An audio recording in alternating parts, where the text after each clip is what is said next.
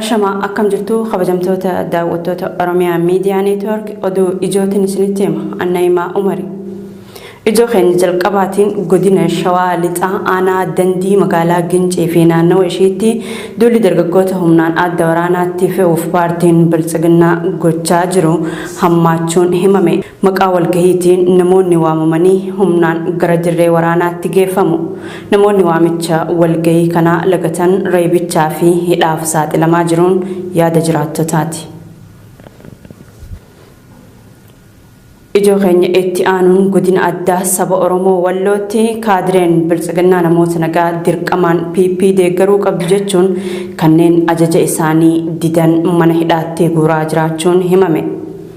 Kana malees namoota nagaa duula lola Tigraay irratti hirmaachuu didan maqaa Shanee Jaw itti moggaasuun hidhaa fi doorsisa irraan gahaa jiraachuu jiraattota gidduu namni Oromiyaa Miidiyaa Neetwork dubbise himee jira.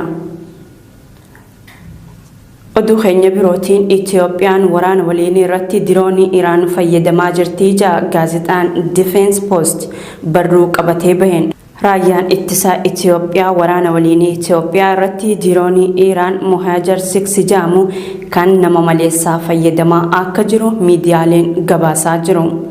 Dureen sirna Biltsiginnaa Dr. Abiy Ahmed Affaar magaalaa Samaraa buufata humna qilleensa Samaraa keessatti diroonii kanneen daawwachuu isaa suuraan mul'isu miidiyaalee hawaasummaa irra naanna'aa jira jechuun gaazexaan The Defense Post kun gabaasee jira. Dhaabbanni godaantota Afrikaa diinagdee gadi dhaabuu irratti hojjetu bara 2020 qofa namoota 1,400 gargaaree jira. Gabaasni BOM baase kan addeessu dhaabbanni African Economic Solution bara 2008 Minisootaatti hundeeffamee baqattoota biyyoota Afrikaa garaagaraa irraa sababa garaagaraatiin dhufaniif dhimma diinagdee irratti tajaajila adda addaa kennaa jiraachuu beeksise. Mootummaan Eertiraa qondaalota Ameerikaa wajjin dubbachuu akka hin barbaanne hime. Qondaalonni mootummaa Eertiraa erga bakka bu'aan imbaasii Ameerikaa dhimma Tigraay irratti mari'achuuf gaaffii dhiyeessee booda wajji marii taasisuuf fedhii hin agarsiifne jedha Eertiraan Press. Eertiraan Press akka gabaasetti Azmaraatti bakka bu'aa imbaasii Ameerikaa kan ta'an Steven C. Walker gaaffii dhiyeessan aangaa'onni Eertiraa hin fudhanne.